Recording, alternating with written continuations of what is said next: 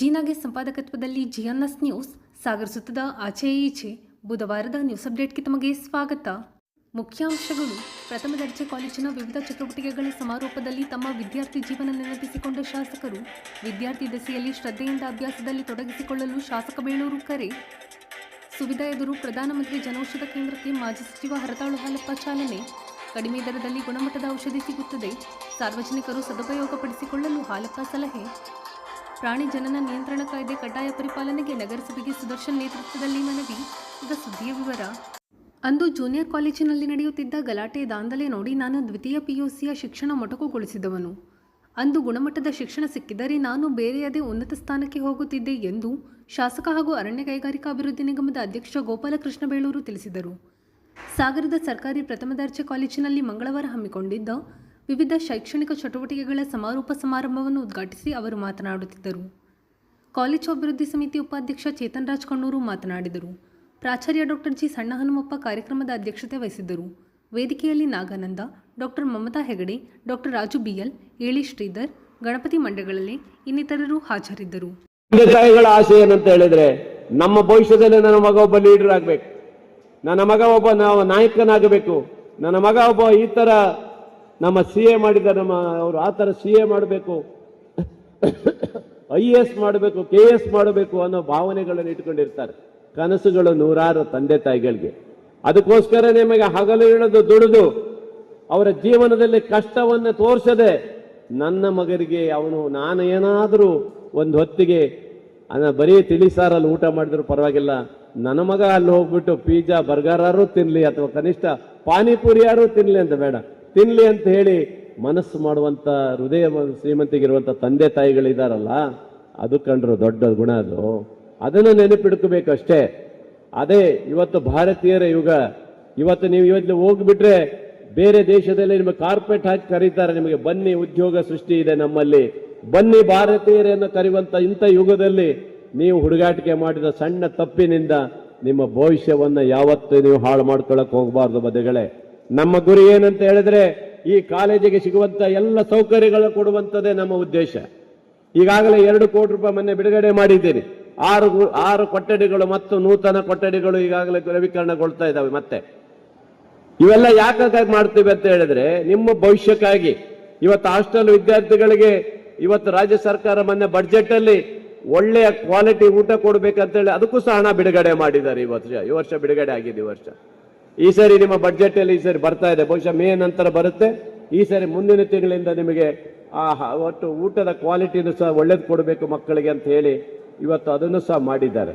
ಅಂದ್ರೆ ನಿಮಗೆ ಎಲ್ಲಾ ಸೌಕರ್ಯಗಳನ್ನು ಕೊಟ್ಟು ಎಲ್ಲವನ್ನೂ ಮಾಡಿ ಇನ್ನೂ ನಾವು ಓದಿಲ್ಲ ಅಂದ್ರೆ ಏನ್ ಮಾಡೋದು? ಖುಷಿ ಆಗತ್ತೆ. ಒಬ್ಬ CA ಮಾಡಿದಾನಂತ ಹೇಳಿದ್ರೆ ಅವನ ಭವಿಷ್ಯ ಹೇಗಿದೆ ಅನ್ನೋ ಯೋಚನೆ ಮಾಡಬೇಕು ಅಲ್ವಾ? ಮೊನ್ನೆ ಒಬ್ಬ ನಮ್ಮ ಸಾಗರದ ವಿದ್ಯಾರ್ಥಿ IAS ಮಾಡಿದಾನೆ, ನಾನು ಸನ್ಮಾನ ಮಾಡಿದೆ ನಗರಸಭೆಯಲ್ಲಿ. ಎಷ್ಟು ಖುಷಿ ಆಗಲ್ಲಂದ್ರ? ನೀವು ಯಾರಾದ್ರೂ ಹೋಗಿ ಇದೇ ತರ ನನ್ನ ಹತ್ರ ಸನ್ಮಾನ ಮಾಡಿಸ್ಕೊಂಡ್ರೋ ಅಂತ ಕೇಳ್ತಾ ಇದ್ದೇನೆ ಅಷ್ಟೇ. ಅದೇ ನಮ್ಗೆ ಖುಷಿ ಆಗೋದು, ಮತ್ತೇನ್ ನಾವು ಕೇಳಲ್ಲ. ನಿಮ್ಮ ಭವಿಷ್ಯವನ್ನ ನೀವು ರೂಪಿಸ್ಕೊಳ್ಬೇಕು, ನಿಮ್ಮ ತಂದೆ ತಾಯಿ ಆಸೆಯನ್ನು ಈಡೇರಿಸ್ಕೊಡ್ರಿ ಅಂತಲೇ ನಾನು ಕೇಳೋದು. ಹಾಗಾಗಿ ನಾನು ರಾಜೀವ್ ತುಂಬಾ ಭಾಷಣ ಮಾಡಿದ್ದಾರೆ, ಅದ್ರ ಏನು ಕಾಲೇಜಿನ ನಿಮ್ಮ ಭವಿಷ್ಯ ಹೆಂಗಾಗಬೇಕು ಎಲ್ಲ ಹೇಳಿದ್ದಾರೆ. ಮತ್ ನಾನು ಉಲ್ಟಾ ಹೊಡೆದ್ರೆ ನನಗೊಂದು ಚೀಟಿ ಬರ್ತದೆ ಮನೆಗೆ, ಸಾರ್ ಅಂತ ಮಾಡಿ ನಮ್ಮ ಹುಡುಗರು ಮತ್ತೆ ಆಚೆ ಈಚೆ ಹೋಗ್ಬಿಡ್ತಾರೆ ಅಂತೇಳಿ ಅರ್ಧದಲ್ಲೇ ಸ್ವಲ್ಪ ನಾನು ಭಾಷಣ ಮಾಡಿಬಿಟ್ಟು ತಕ್ಷಣ ಇಲ್ಲಿ ಬಂದಿದ್ದೀನಿ. ಪ್ರತಿ ವರ್ಷದಂಗೆ ನಡೀತಿರುವಂತ ಈ ವರ್ಷದ ಈ ಒಂದು ಸಾಂಸ್ಕೃತಿಕ ಮತ್ತು ಕ್ರೀಡಾ ಚಟುವಟಿಕೆಗಳು ಮತ್ತೆ ನಮ್ಮ ವಿದ್ಯಾರ್ಥಿಗಳು ಈ ವರ್ಷದ ಮುಕ್ತಾಯ ಅಂತವನ್ನು ಮಾಡಿ ಅವರಿಗೆ ಬೇಡ್ಕೊಡುವಂಥ ಕಾರ್ಯಕ್ರಮ ನಿಜವಾಗಲೂ ಖುಷಿ ತರುವಂಥ ಕಾರ್ಯಕ್ರಮ. ಆ ಕಾರ್ಯಕ್ರಮವನ್ನು ತಾವು ಎಲ್ಲರೂ ಕುಣಿದು ಕುಪ್ಪಳಿಸಿ ಮುಂದಿನ ತಮ್ಮ ಗುರಿಯನ್ನು ನೋಡ್ಕೊಳ್ಳುವಂಥ ಕೆಲಸ. ಇವತ್ತು ಈ ಕಾಲೇಜು ಬಹುಶಃ ನಮ್ಮ ಹನುಮಂತಪ್ಪನವರು ಇರ್ಬೋದು, ಇನ್ನೊಬ್ರು ಇರ್ಬೋದು, ಇಲ್ಲಿ ಶಿಕ್ಷಕರು ಇರ್ಬೋದು, ಉತ್ತಮವಾದಂಥ ಪ್ರಗತಿಯನ್ನು ಸಾಧನೆ ಮಾಡಲಿಕ್ಕೆ ಭಾರಿ ಪ್ರಯತ್ನ ಪಟ್ಟು ಇವತ್ತು ಮಾಡ್ತಾ ಇದ್ದಾರೆ. ಆದರೆ ಏನಾಗಿದೆ, ವಿದ್ಯಾರ್ಥಿಗಳ ಹಾಜರಾತಿ ಬಹಳ ಕಮ್ಮಿ ಆಗಿದೆ. ನಾನು ವಿದ್ಯಾರ್ಥಿಗಳನ್ನು ಹೇಳಿದಿಷ್ಟೇ, ಭವಿಷ್ಯವನ್ನು ರೂಪಿಸುವಂತ ಅವಕಾಶ ಇನ್ನು ಎಲ್ಲೂ ನಿಮಗೆ ಸಿಗೋದಿಲ್ಲ. ತಂದೆ ತಾಯಿಗಳ ಆಸೆಗಳನ್ನು ಈಡೇರಿಸುವಂತ ಕೆಲಸ ನೀವು ಮಾಡಲೇಬೇಕು. ಸಣ್ಣ ಪುಟ್ಟ ವಿಚಾರದಲ್ಲಿ ಸಣ್ಣ ಪುಟ್ಟ ಗಲಾಟೆಗಳನ್ನು ಇಲ್ಲಿ ಕಾಲೇಜಲ್ಲಿ ಆಗಿರುವಂಥದ್ದು ಆಗಬಾರ್ದು. ಜೂನಿಯರ್ ಕಾಲೇಜಲ್ಲಿ ನಾವು ನಾನು ಓದ್ಬೇಕಾದ್ರೆ PUCಯಲ್ಲಿ ಅರ್ಧದಲ್ಲಿ ಬಿಟ್ಟಿದ್ದೆ. ನನಗೆ ಇವತ್ತು ಓದೋದೇ ಅರ್ಧದಲ್ಲಿ ಬಿಟ್ಟಿದ್ದೆ. ಇವತ್ತು ಯಾತಕ್ಕಂದ್ರೆ ಆ ಕಾಲೇಜಿನ ದೊಡ್ಡ ಕಾಲೇಜ್ ಆಗಿದ್ದರಿಂದ ಅವತ್ತಿನ ಹೊಡೆದಾಟ ದೊಂಬಿಗಳನ್ನ ನೋಡಿ ಅರ್ಧದಲ್ಲೇ ಕಾಲೇಜು ಬಿಟ್ಟು ಹೋದಂಥ ವಿದ್ಯಾರ್ಥಿ ನಾನು ಒಬ್ಬ ಆಗ್ಬಿಟ್ಟಿದ್ದೆ. ನಾನು ಓದಿದ್ರೆ ಏನಾಗ್ತಿದ್ನೋ ಬೇರೆ ಏನಾದ್ರು ಆಗ್ತಿದ್ದೇನೋ, ಕೊನೆಗೆ ಏನೋ ಆಗಿ ಕೊನೆಗೆ MLA ಆಗ್ಯಾರೋ ಬಂದಿದ್ದೀನಿ, ನನಗೊಂದು ದಾರಿ ಆಗಿದೆ ಅಂತ ಅರ್ಥ ಅಲ್ಲ. ಅಂದ್ರೆ ಭವಿಷ್ಯದಲ್ಲಿ ಯೋಚನೆ ಮಾಡ್ಬೇಕು ಬಂಧುಗಳೇ ನೀವು. ಯಾಕಂದ್ರೆ ಇದು ಯಾಕೆ ಹೇಳ್ತೀನಿ ಅಂತ ಹೇಳಿದ್ರೆ, ಇದು ಮುಂದಿನ ನಿಮ್ಮ ಭವಿಷ್ಯ ನಿರ್ಮಾಣ ಮಾಡುವಂತ ಒಂದು ಸ್ಥಳ ಇದು. ಇಲ್ಲಿ ಯಾವುದೇ ಇವತ್ತು ಸಣ್ಣ ಪುಟ್ಟ ವ್ಯತ್ಯಾಸಗಳನ್ನು ಮಾಡ್ಕೊಳ್ಳಕ್ ಹೋಗಬೇಡಿ. ಶಿಕ್ಷಕ ಬಂಧುಗಳು ಇಡೀ ದೇಶದಲ್ಲಿ ಪ್ರಧಾನಿಯಾಗಲಿ, ಮುಖ್ಯಮಂತ್ರಿಗಳಾಗಲಿ, MLA ಆಗಲಿ, ಮಂತ್ರಿಗಳಾಗಲಿ, ಯಾರೇ ಇದ್ರೂ ಸಹ, ಎಷ್ಟೇ ದೊಡ್ಡ ವ್ಯಕ್ತಿಗಳಾದರೂ ಸಹ ಆ ಶಿಕ್ಷಕರು ಎಲ್ಲೇ ನಮ್ಮ ಗುರುಗಳು ಸಿಕ್ಕಿದ್ರೆ ಅವರಿಗೆ ನಮಸ್ಕಾರ ಮಾಡುವಂತ ಪರಿಪಾಠ ದೇಶದಲ್ಲಿ ಎಲ್ಲೂ ಇಲ್ಲ. ಅವರಿಗೆ ಮಾತ್ರ ಗೌರವ ಸಿಗುವಂಥದ್ದು ನೀವು ತಿಳ್ಕೊಳ್ಬೇಕು. ಅಂತ ಶಿಕ್ಷಕರಿಗೆ ಗೌರವ ಕೊಡುವಂತ ಈ ದೇಶದಲ್ಲಿ ಅವರ ಮೇಲೆ ಇತರವಾಗಿ ಆಡುವಂಥದ್ದು ಇದೆಲ್ಲ ಮಾಡಬಾರ್ದು ಯಾವತ್ತು. ಯಾಕಂದ್ರೆ ಶಿಕ್ಷಣ ನಮ್ಮ ಕ್ರಾಂತಿ, ಶಿಕ್ಷಣ ಭಾರತ ಅವಿಭಾಜ್ಯ ಅಂಗ. ಇದು ಈ ಭಾರತ ಇವತ್ತು ಈ ಮಟ್ಟಕ್ಕೆ ಬಂದಿದೆ ಅಂತ ಹೇಳಿದ್ರೆ ಇದು ಶಿಕ್ಷಣದಿಂದ ಮಾತ್ರ ಸಾಧ್ಯ ಆಗಿದೆ. ಇವತ್ತು ಬಂಧುಗಳಿವತ್ತು ಆ ಕಾಲದ ಶಿಕ್ಷಣ ಈ ಕಾಲದ ಶಿಕ್ಷಣನೇ ಬೇರೆ ಇದೆ. ಅದರಿಂದ ಜೂನಿಯರ್ ಕಾಲೇಜ್ ಅಂತ ಒಂದು ಕಾಲೇಜನ್ನಲ್ಲಿ ನಾವು ಹೇಗೆ ಯಾವತ್ತಿನ ವಿದ್ಯಾಭ್ಯಾಸ ಮಾಡ್ಬೇಕಾದ್ರೆ ಹೇಗಿತ್ತು ಅವೆಲ್ಲವನ್ನ ನೋಡಿಕೊಂಡು ಬಂದ ಮೇಲೆ ನನಗನಿಸಿದ್ದು ಒಂದೇ, ನಾನು ವಿದ್ಯಾಭ್ಯಾಸವನ್ನು ಅರ್ಧದಲ್ಲಿ ಮೊಟಕುಗೊಳಿಸಿದೆ, ಆದರೆ ಬೇರೆ ವಿದ್ಯಾರ್ಥಿಗಳಿಗೆ ಈ ತರ ಆಗಬಾರದು ಅಂತ ಹೇಳಿ ಚಾಲೆಂಜ್ ಮಾಡಿದವಂತವನು ಗೋಪಾಲಕೃಷ್ಣ ಬೇಳೂರು, ನೆನ್ಪಿಡ್ಕೋಬೇಕು. ಇವತ್ತು ಜೂನಿಯರ್ ಕಾಲೇಜನ್ನು ಇನ್ನೊಂದು 5-6 ತಿಂಗಳಲ್ಲಿ ನೀವು ಆ ಕಡೆ ಹೋದಾಗ ನೋಡ್ಬೇಕಾಗತ್ತೆ. ಅದನ್ನು ಯಾವ ರೀತಿಯಲ್ಲಿ ಯಾವ ಮಟ್ಟದಲ್ಲಿ ಮಾಡಿಟ್ಟಿರ್ತೇನೆ ಅಂತ ಹೇಳಿದ್ನ ರಾಜು ಸರ್ ಸಾಕಷ್ಟು ವಿವರವಾಗಿ ಒಂದಿಷ್ಟು ವಿಷಯಗಳನ್ನು ನಮ್ಮ ಜೀವನವನ್ನು ಕಟ್ಕೊಳ್ಳೋದಕ್ಕೆ ಹಿಂದಿನ ಪರಿಸ್ಥಿತಿ ಆಗಿತ್ತು, ಈಗ ಹೇಗಿದೆ ಎಲ್ಲವನ್ನ ವಿವರವಾಗಿ ಹೇಳಿದ್ದಾರೆ. ನಾವು ಅದನ್ನು ಅರ್ಥ ಬಿಟ್ಟು ಹೋಗಬೇಕಾಗತ್ತೆ. ಯಾಕಂದರೆ ರಾಜು ಸರ್ ಹೇಳಿರ್ತಕ್ಕಂಥ ವಿಷಯಗಳು ಪೂರ್ಣ ಪ್ರಮಾಣದಲ್ಲಿ ನಿಮ್ಮಗಳ ಮನಸ್ಸಿನ ಒಳಗೆ ಹೋಗಿಲ್ಲ ಅಂತೇಳಿ ನನಗೂ ಅನಿಸ್ತಾ. ಯಾಕಂದರೆ ನೀವು ಎಷ್ಟು ಕೇಳಿಸ್ಕೊಂಡ್ರಿ ಅಂತಕ್ಕಂಥದ್ದನ್ನ ನಾನು ಇಲ್ಲಿ ಗಮನಿಸ್ತಾ ಇದ್ದೆ. ಯಾಕಂದರೆ ನಾವು ಇವತ್ತು ಯಾವ ಇಸ್ವಿನಲ್ಲಿ ಬದುಕ್ತಾ ಇದ್ದೀವಿ ಅಂತಕ್ಕಂಥದ್ದು ಬಹಳ ಮುಖ್ಯ. ನೀವೆಲ್ಲರೂ ಕೂಡ ಮೊಬೈಲು, TV, ಬೇರೆ ಬೇರೆ ವಿಚಾರಗಳಿಂದ ಹಿಂದೆ ಹೇಗಿತ್ತು ಪರಿಸ್ಥಿತಿ, ಇತಿಹಾಸ ಹೇಗಿತ್ತು ಅಂತಕ್ಕಳನ್ನ ಸಹಜವಾಗಿ ತಿಳ್ಕೊಳ್ತೀರ.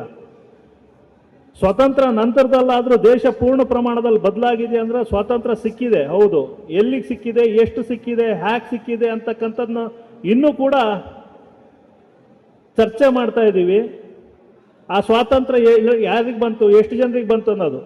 ಶೋಷಿತ ಸಮುದಾಯ ಸ್ವತಂತ್ರ ಪೂರ್ವದಲ್ಲಿ ಇತ್ತು, ರಾಜ ಮಹಾರಾಜರ ಕಾಲದಲ್ಲಿ ಇತ್ತು, ಅದಕ್ಕಿಂತ ಹಿಂದೆ ಪುರಾಣ ಕಾಲದಲ್ಲಿ ಇತ್ತು.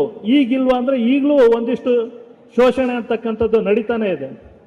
ನಾವು ಅದನ್ನೆಲ್ಲ ತೊರೆದು ಬಿಟ್ಟು ಸಮಾನತೆ ಸೃಷ್ಟಿಸಬೇಕಾದವ್ರು ಯಾರು ಅಂತಂದರೆ ನಮ್ಮ ಕಣ್ಮುಂದೆ ಇರ್ತಕ್ಕಂಥ ನಾವು ನೀವು ಎಲ್ಲ ಸೇರಿಬಿಟ್ಟು ಆ ಸಮಾನತೆಯನ್ನು ಸೃಷ್ಟಿ ಮಾಡ್ಕೊಳ್ಬೇಕಾಗತ್ತೆ. ಈಗಲೂ ಎಟ್ ಪ್ರೆಸೆಂಟ್ ನಮ್ಮ ಕಣ್ಮುಂದೆನೇ ನಡೀತಾ ಇರುತ್ತದೆ. ಸಾಕಷ್ಟು ವಿಚಾರಗಳಲ್ಲಿ ವೈವಿಧ್ಯತೆಗಳನ್ನು ಕಾಣ್ತಾ ಇರ್ತೀವಿ. ಆ ವೈವಿಧ್ಯತೆಗಳನ್ನು ಪ್ರಶ್ನಿಸ್ತೀವ ಅಂದರೆ ಪ್ರಶ್ನಿಸೋದೇ ಇಲ್ಲ. ಸ್ವಲ್ಪ ಜನ ಈ ಕಡೆ ಒಂದೇ ವೇದಿಕೆಯಲ್ಲಿ ಸ್ವಲ್ಪ ಜನ ಈ ಕಡೆ ಊಟ ಮಾಡ್ತಾರೆ, ಸ್ವಲ್ಪ ಜನ ಈ ಕಡೆ ಊಟ ಮಾಡಬೇಕು, ಒಬ್ರು ಒಂದು ಕೊಠಡಿಯಲ್ಲಿ ಊಟ ಮಾಡಬೇಕು, ಇನ್ನೊಬ್ರು ಇನ್ನೊಂದು ಕೊಠಡಿಯಲ್ಲಿ ಊಟ ಮಾಡಬೇಕು. ಈ ಎಲ್ಲವೂ ನಮ್ಮ ಕಣ್ಮುಂದೆ ಈಗಲೂ ನಡೀತಾ ಇದ್ದಾವೆ. ಮಾತಾಡ್ತೀವಿ, ಪ್ರಶ್ನೆ ಮಾಡ್ತೀವ, ಪ್ರಶ್ನೆ ಮಾಡಲ್ಲ. ಅದನ್ನ ನಿರ್ಮೂಲನೆ ಮಾಡೋದಕ್ಕೆ ಏನಾದ್ರು ಪ್ರಯತ್ನ ಮಾಡ್ತೀವ, ಮಾಡಲ್ಲ. ನಮ್ಮನ್ನ ಇನ್ಯಾರೋ ಶೋಷಣೆ ಮಾಡ್ತಾರೆ, ನಾವು ಇನ್ಯಾರನ್ನ ಶೋಷಣೆ ಮಾಡ್ತೀವಿ. ಇದು ನಡ್ಕೊಂಡು ಬಂದಿರ್ತಕ್ಕಂಥದ್ದು. ನಾವು ಬೇರೆಯವರು ನಮಗೆ ಶೋಷಣೆ ಮಾಡಿದ್ರೆ ಇಲ್ಲ, ಅವರು ನಮಗೆ ಹೀಗೆ ಮಾಡಿದ್ರು, ಅಲ್ಲಿ ಊಟ ಹಾಕಿದ್ರು, ನಮ್ಮನ್ನ ಈ ಥರ ನಡೆಸ್ಕೊಂಡ್ರು, ಮನೆ ಒಳಗಡೆ ಸೇರಿಸಿಲ್ಲ ಅಂತ ನಾವು ಹೇಳೋಂಥವ್ರು, ನಮಗಿಂತ ಕೆಳ ಹಂತದಲ್ಲಿ ಇರ್ತಕ್ಕಂಥವ್ರನ್ನ ಒಳಗಡೆ ಸೇರಿಸ್ಕೊಂಡಿದೀವ, ನಾವು ಅವ್ರ ಜೊತೆಲಿ ಇದೀವ, ಈ ಎಲ್ಲವನ್ನ ನೋಡ್ಬೇಕು. ಇವತ್ತು ಅಸ್ಪೃಶ್ಯತೆ ಅಂತಕ್ಕಂಥದ್ದನ್ನ 40 ಜನೌಷಧಿ ಕೇಂದ್ರದಿಂದ ಬಡವರು ಮತ್ತು ಮಧ್ಯಮ ವರ್ಗದವರಿಗೆ ಹೆಚ್ಚು ಅನುಕೂಲವಾಗಿದೆ. ಕೈಗೆಟುಕುವ ದರದಲ್ಲಿ ಗುಣಮಟ್ಟದ ಔಷಧಿಗಳು ಕೇಂದ್ರದಲ್ಲಿ ಸಿಗುವ ಕೇಂದ್ರ ಸರ್ಕಾರದ ಅತ್ಯುತ್ತಮ ಯೋಜನೆ ಇದಾಗಿದೆ ಎಂದು ಮಾಜಿ ಸಚಿವ ಹಾಗೂ ಬಿಜೆಪಿ ರಾಜ್ಯ ಉಪಾಧ್ಯಕ್ಷ ಹರತಾಳು ಹಾಲಪ್ಪ ತಿಳಿಸಿದರು. ಸಾಗರದ RP ರಸ್ತೆಯ ಸುವಿಧಾ ಮಾರ್ಕೆಟ್ ಎದುರು ಭಾನುವಾರ ನೂತನವಾಗಿ ಆರಂಭಗೊಂಡ ಪ್ರಧಾನಮಂತ್ರಿ ಭಾರತೀಯ ಜನೌಷಧಿ ಕೇಂದ್ರ ಉದ್ಘಾಟಿಸಿ ಅವರು ಮಾತನಾಡುತ್ತಿದ್ದರು. ನಗರಸಭಾಧ್ಯಕ್ಷೆ ಮೈತ್ರಿ ಪಾಟೀಲ್, ಉಪಾಧ್ಯಕ್ಷೆ ಸವಿತಾ ವಾಸು, ಸದಸ್ಯರಾದ ಟಿಡಿ ಮೇಘರಾಜ್, ಗಣೇಶ್ ಪ್ರಸಾದ್, ಆರ್ ಶ್ರೀನಿವಾಸ್, ಪ್ರಮುಖರಾದ ಮಹಂತಸ್ವಾಮಿ, ಪ್ರವೀಣ್ ಕುಮಾರ್, ರುದ್ರಸ್ವಾಮಿ, ಚೆನ್ನಯ್ಯ, ಸಾವಿತ್ರಮ್ಮ, ರುದ್ರಯ್ಯ, ಮಂಗಳಮ್ಮ ಇನ್ನಿತರರು ಹಾಜರಿದ್ದರು. ಜನೌಷಧಿ ಕೇಂದ್ರ ಇವತ್ತು ಸಾಗರದಲ್ಲಿ ಪ್ರಾರಂಭ ಆಗಿದೆ. ಇದರಿಂದ ಜನರಿಗೆ ಅನುಕೂಲ ಆಗಲಿ, ಮಧ್ಯಮ ವರ್ಗದವರು ಮತ್ತು ಬಡವರಿಗೆ ಅನುಕೂಲ ಆಗಲಿ, ಕಡಿಮೆ ಬೆಲೆಗೆ ಔಷಧಿ ಸಿಗುತ್ತೆ. ಇದು ದಿವಂಗತ ಅನಂತಕುಮಾರ್ ಅವರ ಕನಸಿನ ಯೋಜನೆ.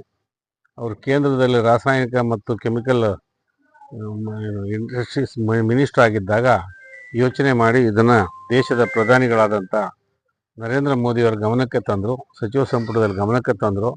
ಒಳ್ಳೆಯ ಯೋಜನೆ ಅಂತ ಹೇಳಿ ಮೋದಿಯವರು ಇದಕ್ಕೆ ಪೂರ್ಣ ಪ್ರಮಾಣದ ಬೆಂಬಲವನ್ನು ಘೋಷಿಸಿದರು.